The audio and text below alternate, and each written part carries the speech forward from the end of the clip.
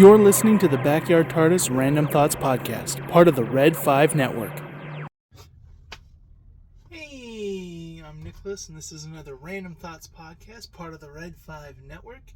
And I am here to talk some gaming as we had another Nintendo Direct. This one, the Switch 2 Direct.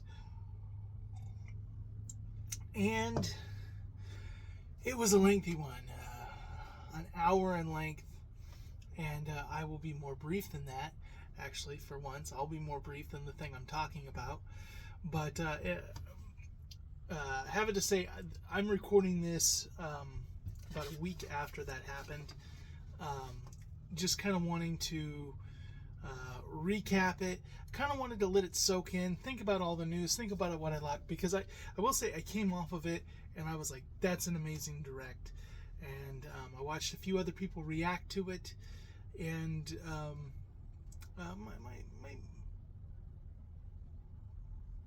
my hype went down. I saw some flaws in the direct itself. It was too long. You can have too much of a good thing, and it can feel padded out. And there were some things, but let's get into it. Let's talk about this Nintendo Direct. It came right out the gate with Mario Kart World. I think that was a really smart move, even though this is basically the biggest game in the thing. Not having it be the closer but be the opener is that you already kind of showed it off in the announcement of the Switch 2. Everybody already knows it's a thing, and everybody's kind of like, yeah, it's another Mario Kart. We all love Mario Kart. We're gonna buy Mario Kart, but it's another Mario Kart. What really could you do differently? Add some new courses, add maybe a few new riders. What else? Well, it's not Mario Kart 9, it's Mario Kart World. It's an open world Mario Kart with up to 24 players. And because of that, we're getting pretty much everybody. Even the cow from Moo Moo Meadows level is going to be a driver in this. And it has different choices. I saw a boat that reminded me of Sonic and Sega All-Stars Transformed. Not just the going under the water, but now a boat on top. They were rail grinding. I mean, that really seems like it's taking from Sonic. But the thing that I appreciated is that the worlds are more open. It is not just like this barrier of the track. There are places where you can cut across different things, which there were before, but a lot of times that caused slowdown and stuff. But now they've even connected, there's road pathways from track to track. And so you have a mode where you do the career mode, where you're basically driving to all the courses. There's a knockout mode where you're doing that, where you're driving to all the courses. But if every time you beat a race or hit a certain checkpoint, if you're so far behind in placement, then you're out. And to me, this is basically, they didn't say it, but it's basically Mario Kart Battle Royale in a way. Which is funny, because the one thing they won't bring back that everybody wants is Mario Kart Battle. The kind of twisted metal arena mode, all the way from the original. And then the real thing that really kind of got me was the free mode. So I go back when my daughter first started trying to play Mario Kart 8, she was having problems with going the wrong way. All the little kart racer games, she'd get turned around and she'd get just so frustrated because she'd be going the wrong way, and I would try to tell her to turn around. And granted, she was like 3. But for people who are not that big of a fond of kind of just the racing aspect of it, but would love to explore the world, I think this free mode and just what they're showing that you're able to out there and go do, I think that is something unique. That is something that makes this stand out among kart racers. Just like Transformed, I felt really did something unique at the time that none of the other games were doing. And then Mario Kart got the hang glider and stuff like that. Was kind of almost response to that, but I felt like Transform stood up. And then after Mario Kart 7 on the 3DS, then 8 really didn't stand out that much to me. And then they did 8 Deluxe, and you look at like Crash and all these other kart clones, they're not really doing enough to make them stand out for Mario Kart. Now, Mario Kart in itself is great, so that's not necessarily a bad thing, but this having this open world aspect and being able to have free roam kind of made me think of Outrun. Also made me think of MotorStorm, and just a big open world, go where you want aspect of it. It's just something refreshing. Now, the cost on it, $80, is high. I see a lot of people really upset about that. We will talk about the bundle thing later, but I think partly this is to motivate the bundle. Partly this is because Mario Kart 8 Deluxe is the most sold Nintendo game on the Switch. And they support it. They continue to release updates for it, do that, maintain its online. And I think Nintendo realized, if we're going to do that, if we're going to make this a game that we continue to support, we need to be getting more money up front.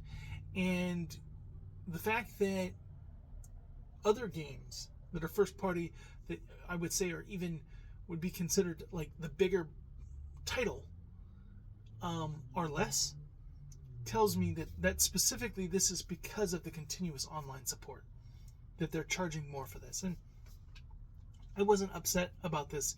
If every Nintendo game was going to be that price, I'd be upset, but I'm not upset that Mario Kart is. Okay, speaking of that, we've got June 5th is when the system's coming out. Wow, that's too soon. I don't have time to save.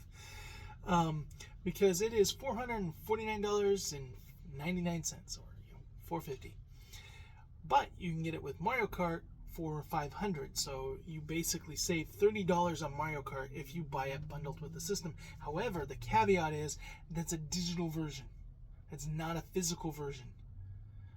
So is that extra $30 worth it to get the physical version? Now, these pricings were completely left out of the Direct, and I feel like they should have opened up with the Mario Kart and then said, hey, when they said, hey, let's learn more about the system, instead of the release date was released with another game, that it actually wasn't like, this is the Switch, it was like, this game will launch with the system on, and that was how we found it out. I would have liked them to say, okay, let's learn more about the system. This is the price. This is the date. Here's the specs. Like, they started going, and this is where I think they should have saved time, because they were doing it so slow. The screen is X amount bigger. That's this many more pixels. It's the same thickness. We've increased sizes of buttons. I feel like all of that could have been sped up, done a lot faster. Nintendo was kind of a little high on themselves. They're like, ooh, we're showing the simpletons all this, like,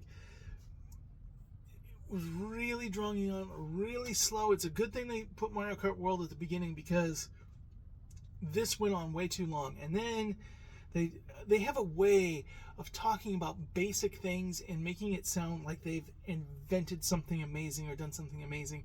Like when they talked about the 256 gigabytes of internal storage. That is small by console things, especially now that it's going to support 4K and the game carts are going to be larger. That means that that's not going to hold that many games. You're going to have to buy expansion, but that's 8 times that of the Switch. The screen is this big, which is this many times that of the, they're really kind of like living in their own bubble, because it's like 8 times that of the Switch and 1/10 of the PS5. It's like, so stuff like that kind of gets me. It will use micro SD express cards only, not the regular micro SD, because it needs to run at a faster rate to be able to put out 4K. It's an LCD screen, not an OLED. which will probably be an upgrade that you can buy in 3 years. 4K and up to 120 frames per second. However, I can't remember if it was this point or later, they talked about how you can have 4K at 60 frames per second or 1080p at 120 frames per second. So this is not as powerful as the Xbox Series X and PS5. It's getting there, but it's not. But the Joy-Cons are magnetic. We'd already seen that. They talked a little bit more about that. They didn't really do anything to waive my concerns. They also didn't talk anything about anything to improve with Joy-Con drift. Of course, that is because Nintendo probably can't, because of legal speak, because they still have not admitted that Joy-Con drift even exists. So, they also talked about how the Joy-Cons could be used as a mouse, and they showed off a game, Drag and Drive, which to me seems like the arms of this system. It's meant to, it's more about showcasing that than it is a sustainable game, a game that will probably be fun for a few hours. But this is basically, in my opinion, if you took arms and you took the Rocket League and combined them, Rocket League where you play soccer with cars, this is people in wheelchairs playing basketball. And they're saying instead of using a controller, you're using the two Joy-Cons as mouses, and you're moving your wheelchair wheels and then picking one up and throwing it to make a basket. It has 3-on-3 matches. It sounds like it'll be something that will be fun at first, but after launch year, it will be forgotten. Just like ARMS. I enjoyed ARMS for a couple of weeks, and then I just didn't have a desire to go back and play it anymore. The other thing was that they started talking about, what's the C button? Ooh, it's a C button, but what could the C button do? Watch this trailer. And it was alone, together, everyone. And it was basically, they're launching out chat, and they're talking about it like they invented chat. Now, if you've ever been in a Discord room, the screen that they were showing was straight up ripped off Discord. And then later they introduced the camera, and the camera then straight up looks like a Zoom meeting. And let's be fair, those things are the standards of that. Like, yeah, you're not gonna write too much, but the fact that Nintendo, they drew this out so long, like they're inventing it, and they're the last person to the party on this. And then the camera frames of the pictures was almost like sending still shots after an event in Mario Party, because it was like 4 frames per second. Now, they were showing that can be up to 4 players being captured by one card. You're sending out those videos all in the network. I get why that's network intensive, but if you're somebody who's a Let's Player, who does like online Twitch streaming, anything like that, I'm pretty sure you're still going to use Discord or OBS or Streams, one of those, Streamlabs, because it's just going to bring you so much more quality than what Nintendo's going to offer. Like, they're not going to have the support to bring up the performance level that online content creators are going to want.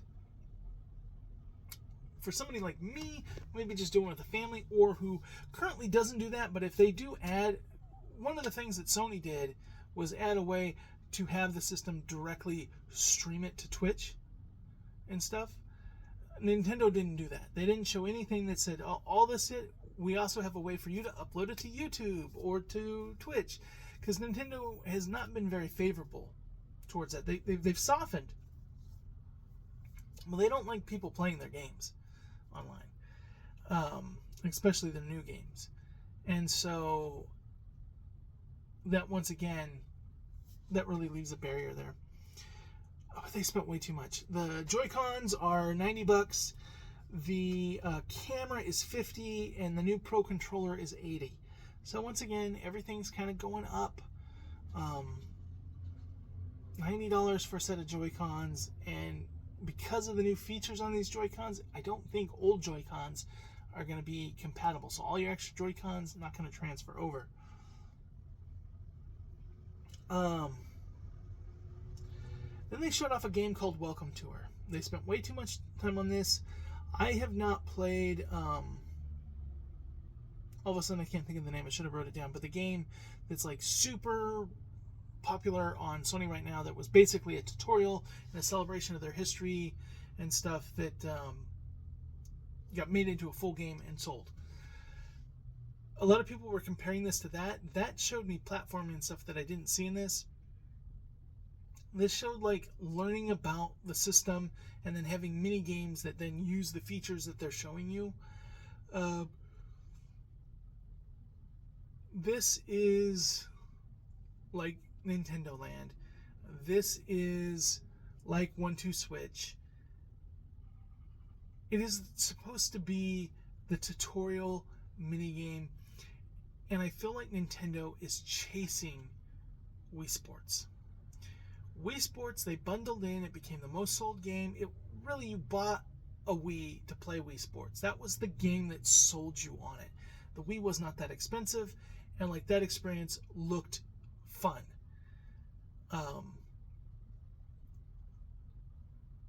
I think Nintendo regretted all that money they left on the table, that thinking that all those people would have bought Wii Sports. They got it with the system. Well, then you have it come in, and I look at something like this and I go, nobody's gonna pay money for this. Is it gonna be $10, $5, $2? I don't care. When you look at it, it doesn't look up. Maybe it would have been fun if it was something on my thing, like the face thing on the 3DS. I would have played around with it, had a little fun for a day or two with it, and then promptly not played it. But I'm not going to pay money for it. I don't think anybody's going to pay money for it, and I feel like the benefit of it showing off the system and really giving people the idea is going to be lost because they got greedy with that. They also showed game upgrades. I saw a lot of people upset about this. I was super stoked about this because when it went from the Wii U to the Switch, you were changing the format of the game cart. So there was no way you could have upgrade packs or whatever. It was very frustrating that Virtual Console didn't transfer over. But the big thing that everybody was upset about is they would release upgrades of games where they'd be maybe higher, they were now in 1080p, and maybe they had a new online feature, or maybe they had a touchpad feature, but usually not much was changed about the game, and they would be a full price game. And people would be like, no, this is a recycled game. First of all, it costs money to port it. It doesn't just, everything didn't just automatically play on the Wii U. But the big thing is it didn't sell on Switch. It never made its production, on the Wii U, never made its production money on the Wii U because the Wii U didn't have a big enough install base. So a lot of these games, they were in the hole from them from the start. So yes, for those loyal fans who bought the Wii U that are finding themselves buying this game over again for full price, it is frustrating. Now we're going to the Switch 2. Some of these are games that were on the Wii U that have been brought to the Switch that are now going to get upgrades to Switch 2. But you're not having to pay full price. You can buy the game cart for the one and pay an upgrade fee. Now they didn't give any prices in this thing. You have to go online. We don't know what the upgrades are. Some of these are just going to be very simple. But they showed that, hey, the two Zelda games, they're going to have upgrades. The new Metroid Prime is going to have upgrades. Mario Party Jamboree is going to have Jamboree TV. It's going to use all the camera and all that. Instead of a brand new Mario Party game coming out with this, we're just going to have an upgrade to that. I recall the last 2 or 3 Mario Parties, people were upset that the new Mario Party wasn't just DLC. This is basically Mario Party DLC, which I've been seeing people clamor for, and people are upset that it's not a new Mario Party, that they're paying for the same Mario Party. If you bought it, all you have to do is pay for the upgrade, and you're getting DLC, which is what I've been seeing people clamoring for. And people are like, Nintendo's milking their audience. Come on. This is a good thing. Good thing. I'm really excited about Kirby and the Forgotten Land. That is probably I'm a huge Sonic fan, but if I was to say what is my favorite game on Switch, it's probably Kirby and the Forgotten Land. I really did like Smash Brothers Ultimate. And I have a thought on that in a moment, but Kirby and the Forgotten Land is like the perfect platformer because it does have challenge, but it's easy in another way. Like there's some things that are challenging, but it's not bang your head against the wall type challenge, but it's not so easy that it's boring. And it's great for beginners. It was a great game for my daughter. Like she was struggling trying to play Mario Odyssey. I tried to give her a Sonic game in 3D. Like she could not do that at all. I gave her Kirby and the Forgotten Land, and suddenly she from playing that, she was then able to go over to Mario Odyssey and beat that game after she had done Kirby. So I am so excited that game is getting some continued love. Super Smash Bros. Ultimate. A lot of people have said, hey, how can they'll never be able to top this game. And to license all that stuff would be crazy. But what if they don't license them? What if they do an expansion? And it's an expensive expansion. Say 30 or 40 bucks. Okay? And they add another 20, 25 characters, some levels, some assist trophies, music, all that good stuff. But you have to have the base Switch game, and it will improve visuals, 1080, 4K, all that good stuff. But it's still the same base game, so they don't have to relicense out all the third-party characters. You have to own the Switch version and upgrade it, and that's how they get around having to try to license all those characters to keep them in the game. So it's still that, and it becomes like the Mario Kart 8 Deluxe of the Switch 2. Like, this is Smash Brothers Ultimate Deluxe, and it's the Deluxe DVD.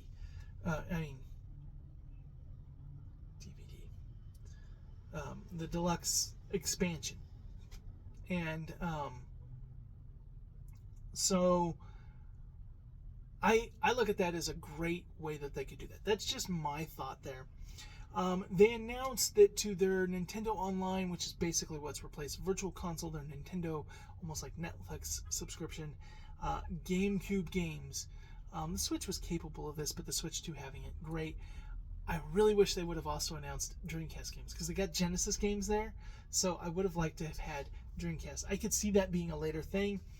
I appreciate that they went with a lot of the early opening lineups, and I'm super excited about the F-Zero GX being on there, made by Sega.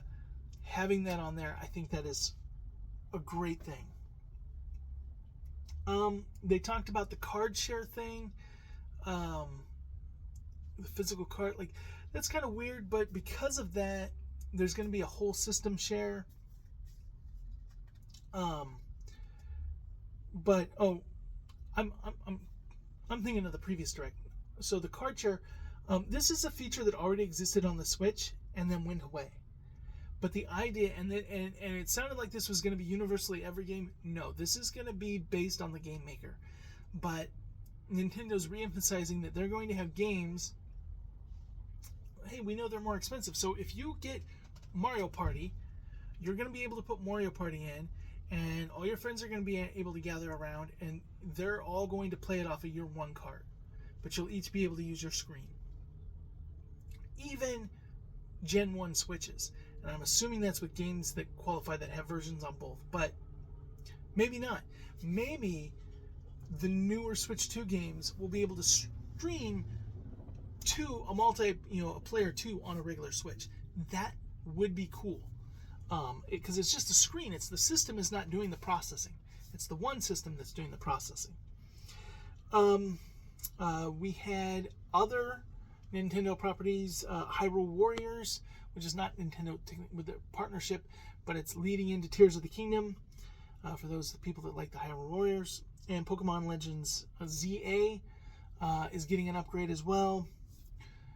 Metroid Prime 4 was showed off a little more, getting an upgrade. So we're getting a little bit of Nintendo love here in the middle, but they spend so much time talking about the system that people are getting tired at this point. And so they're showing off this is that, and then they went into third-party mode. And I'm just going to list some of these off. Some of these I'm mentioning not because they're of any interest to me, but they're there. Elden Ring. Is there anything Elden Ring isn't on now? But it was just like, look, it plays Elden Ring. It plays Hades 2. Deltarune 3 and 4. That's obviously going to be a multi, but it's coming out on that. Final Fantasy 7 Remake. Esports like WWE and NBA games coming to Switch 2. Star Wars Outlaws. Another system I cannot buy it on. Yakuza 0 for my Sega fans. Tony Hawk Pro Skater 3+4. They just had 1 and 2 come out on the Switch, so 3 and 4 will come out on the Switch 2.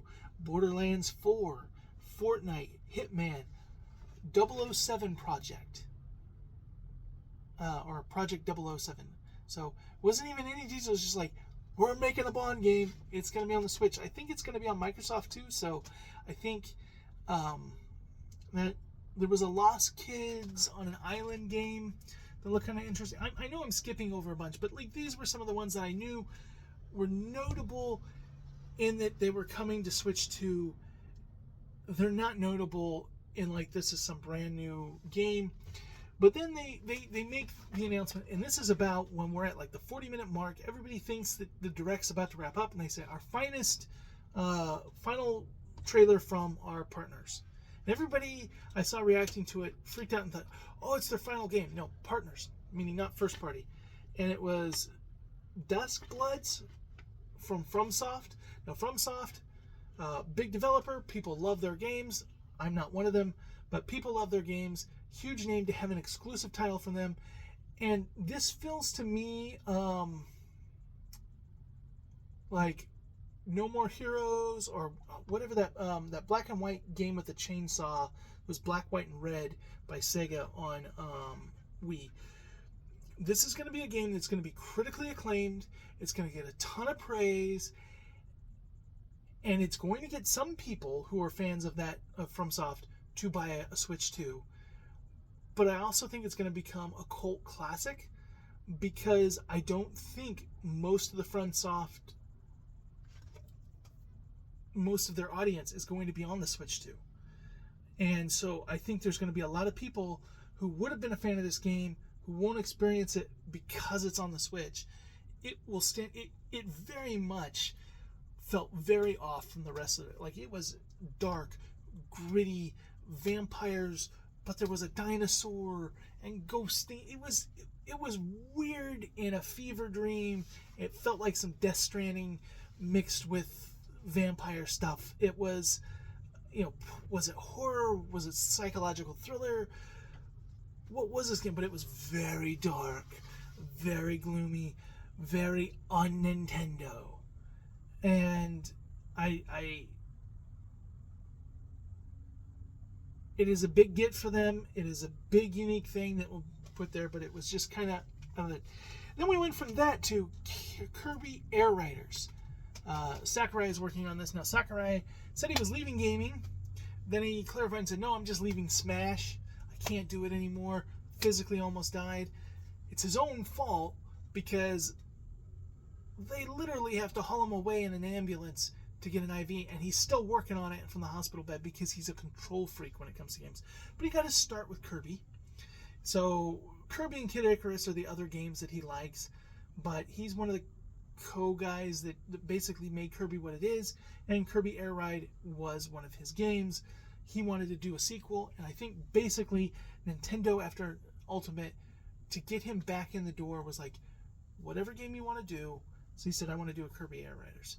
And that's why this game exists. Because there's no way in the world Nintendo would want to have two. I mean, Air Riders isn't exactly a kart racer, but it basically is. You know, like, you're not going to have Diddy Kong Racing and Mario Kart come out at the same time. Which is funny because I feel like there was a Diddy Kong Racing that came out around the time of Mario Kart 7 on the 3DS. Likewise, I think there was that Jungle Beat Racing thing that maybe came out around the time of Mario Kart Wii. So this might not be unlike Nintendo's, but it's very weird and very damaging. I am sad to say Kirby Air Riders might not do that well because of Mario Kart World. It just seemed like a very funny thing to have Sakurai bringing out. And then they finish it off with Donkey Kong Bonanza, a big Mario Odyssey style, not fully open world, but very open world. But it's also a very destructible. Kind of felt like in Sonic 06 when they were all, hey, we got the Havoc engine. Like, this was all about breaking stuff up, and he's got overalls on now. And everyone's like, why is he wearing overalls? Because we're looking at his backside in 3D now, and they don't want you staring at a giant gorilla butt the whole time. You know, I'm sure they animated him and realized this is kind of wrong. I don't feel comfortable about this, and Nintendo said, put some overalls on him. So, yes, he's got overalls on it, but this game just looks so amazing. And it's coming out in July, 1 month after. This one's only $70. It's not the $80 that Mario Kart is. So, 70 looks like what the mainline Nintendo games are going to be at. I bet you that's what Prime is going to be. I didn't look that one up. But yeah, this is a big thing that I've been wanting ever since Mario Odyssey came out. I was like, make a sequel to this, make it with. Now, I would love it to be KK Rool and more like classic Donkey Kong Country, but in 3D. However, I know that Microsoft owns the rights to that characters, and Nintendo is doing everything they can to move Donkey Kong away from those villains. Even though they featured them in Smash, I could see them maybe making an appearance as DLC in Mario Kart or something like that, a paid DLC, but they don't want those characters there. Donkey Kong's face looks a little goofy, but it's more expressive and it's fun and I love it. But I knew a lot of people are having trouble with the change up of his eyes and stuff. So, I'm coming to a close now here at about half the runtime of the Direct. I just want to say that Nintendo is a little high on themselves, and there's been a little controversy after the fact. First, they had, pre-orders in the US have been canceled because of tariffs. So everybody at first was like, well, it's that high because of tariffs. No, it was that high, and tariffs are going to make it higher, and they're waiting for the dust to settle to find out what they're going to price it at. A lot of people are freaking out that because this is the most Nintendo's ever asked for a console like this. But when you look at what the competition is, now I know there's been a temporary stay on the tariffs, not wanting to get political in this, but it's just China. But the Switch isn't produced in China; it's like in Taiwan. So if they don't put tariffs on Taiwan in 90 days, then everything should go out like normal. Maybe they're shipping a bunch out to the US now during that 90 days that are already made, getting the ones here first so that, at least at launch it can be that price, and maybe it'll go up afterwards and then they can just say, hey, it was tariffs, but we had it here at launch at the price we said. I think I have seen people for the last 4 years say, bring us just a more powerful Switch. That's what we want. We just want upgrade the Switch, give us a Switch Pro, and that does 4K, that has the power to play these third-party games, and just Nintendo take our money. Nintendo take our money. That's all we want. We just want the Switch, but better. They gave us the Switch, but better, and even a little bit more than that. I feel like the chat feature, I feel like the thing is a mouse. I feel like it is more than just a Switch that's better, but it's not a Switch that's better. You know, it's not like they reinvented the wheel and they go, oh, and our next game is a virtual reality headset and 2 motion control wands. Nintendo didn't pull something like that. They did give us a Switch that's better, but I feel like that's cutting it short of how much they put into this. Now everybody's like, Nintendo, why are you taking my money? That has been the online conversation. Nintendo, just make a better Switch. We will pay. We paid for PlayStation. We're going to pay for Nintendo. Just make it. They made it. Now the outcry is like, Nintendo's lost their mind if they think we're paying that for a Nintendo product. Nintendo can't win. But I think it's going to do just fine in sales. I think it's going to sell out. Because the Switch, like these past systems that get caught by scalpers, sold for over $1,000. Yeah, $450, it's going to sell. Do I want to pay $450 in this economy? No, I don't. But I don't think it's that. And I'm not being a Nintendo simp. I'm just simply looking at what standard are you holding Nintendo to that you can buy a Steam Deck for $600. You can buy a PlayStation for $700, but a Switch being $450, a Switch 2 is outrageous. Yeah. And then Doug Bowser, he said the thing that Microsoft said, but he said it in a much better way, and people are comparing it. I don't think that's fair. So Microsoft came out, and when they were like, well, what about people who can't play online play? In those areas, instance, we have something for them, an Xbox 360. Now, that wasn't a money thing. That was just like, hey, some areas of the world will not physically be able to play this and probably won't be in the near future until Starlink becomes universally available everywhere. This was saying, hey, yes, it's coming out. It's expensive when it's new. We've shown you, we just had a direct showing you we're still supporting the Switch. That's why we have the Switch. That's why it's important that we're still going to make Switches and we're still going to make games for the Switch. It's for people who can't afford this. And in time, the price will go down. In time, you could save up and get this. In time, but we're not like cutting off support of the Switch. Was basically what he was saying. Specifically for that reason that he knows a lot of people are not. That's like, you know, when iPad 15 comes out, well, that's why we still have the iPad 14 or whatever, because, you know, some people need to buy 2 generations ago to be able to afford it when they go to the store. That's why we're still manufacturing and selling them at the cheaper price. I get people were having flashbacks to that. A lot of controversy. I'm not trying to defend a billion-dollar company, but I just find it funny that Nintendo is held. In some things, Nintendo gets away with things that other companies don't get away with. People will defend Nintendo copyright claiming people playing the games on streams. People will, you know, they'll defend Nintendo. I get that it works both ways, but I also say that like Sony and Microsoft do things and Nintendo does it, and then suddenly that's outrageous. How could they do that? They're milking.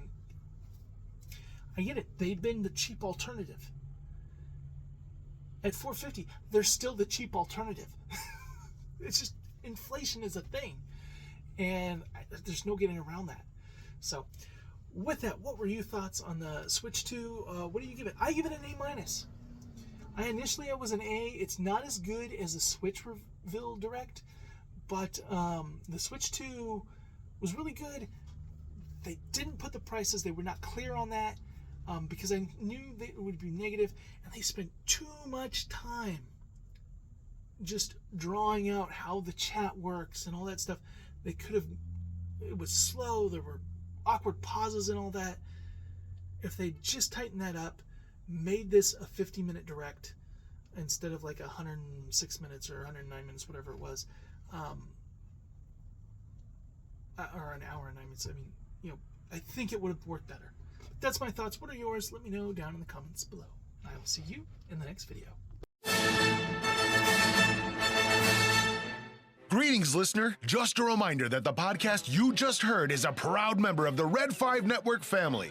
Red 5 Network offers you a great variety of shows you'll be sure to love. So the next time you're itching for quality content, make sure you head over to Red 5 Network. You'll find this podcast along with a whole lot more. All wings report in. It's the Red 5 Network.